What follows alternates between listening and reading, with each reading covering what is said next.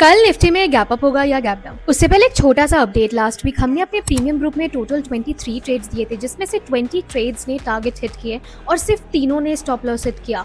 ये था हमारे पूरे वीक का रिपोर्ट। अगर आप भी ऐसी हाई प्रॉफिटेबिलिटी ट्रेड सेटअप पाना चाहते हो तो हमारे फ्री टेलीग्राम को जरूर ज्वाइन करें, जिसका लिंक मेरे इंस्टाग्राम बायो पे है, या फिर दिए गए नंबर पर डायरेक्टली मैसेज करें डायरेक्टली प्रीमियम ग्रुप को ज्वाइन करने के लिए। देखो, फर्स्ट निफ्टी की बात करते हैं। फ्राइडे को स्पॉट निफ्टी अराउंड 24,250 के आसपास क्लोज हुआ, जो प्रीवियस डे क्लोजिंग से सिर्फ 20 पॉइंट्स ऊपर था। मतलब ओवरऑल एक ऑलमोस्ट फ्लैट क्लोजिंग देखने को मिली। अगर पूरे दिन की मूवमेंट देखें तो निफ्टी ने बिल्कुल वैसे ही मूव किया जैसे हमने एक्सपेक्ट किया था। 24,200 का लेवल एक स्ट्रॉन्ग सपोर्ट की तरह काम किया और इंडेक्स ने अराउंड 24,206 से 207 के पास लो बनाया। वहीं ऊपर की तरफ मूवमेंट भी काफी लिमिटेड रही और पूरे दिन एक छोटे से रेंज के अंदर ट्रेड करता रहा।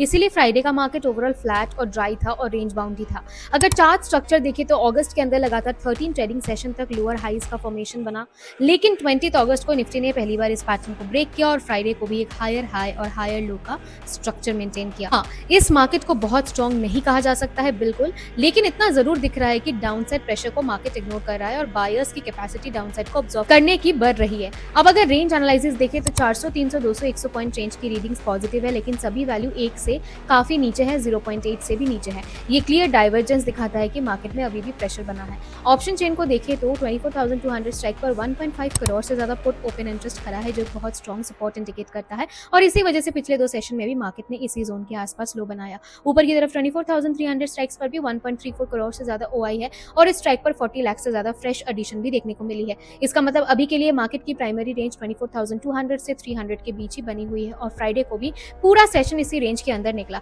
इसी वजह से मार्केट काफी स्लगिश और बोरिंग बना हुआ है और बड़े मूव्स देखने को नहीं मिल रहे। अगर 24,300 डिसिसिवली ब्रेक होता है तब अगला इंपॉर्टेंट लेवल 24,400 होगा, जहां लगभग 93 लाख कॉल ओआई मौजूद है। एक और इंपॉर्टेंट ऑब्जर्वेशन ये है कि 24,250, 24,100 और आसपास के स्ट्राइक पर कॉल राइटर्स का प्रेशर कम होता हुआ दिख रहा है, क्योंकि एक्सपायरी में सिर्फ 2 ट्रेडिंग सेशन बचे हुए हैं और कई राइटर्स अपनी पोजीशन अनवाइंड कर रहे हैं। इसलिए डाउनसाइड फिलहाल लिमिटेड लग रहा है, लेकिन ऊपर की तरफ भी कोई कंप्लीटली ओपन रैली का सेटअप नहीं है। ओवरऑल मार्केट अभी भी बहुत टाइट रेंज में ही ट्रेड कर रहा है और इसी माइंडसेट के साथ ट्रेडिंग करना होगा। ऐसे सेटअप में out of the money option में काम करना मुश्किल हो सकता है, जबकि in the money option relatively better opportunity दे सकता है अगर थोड़ा भी मूवमेंट मिलता है तो।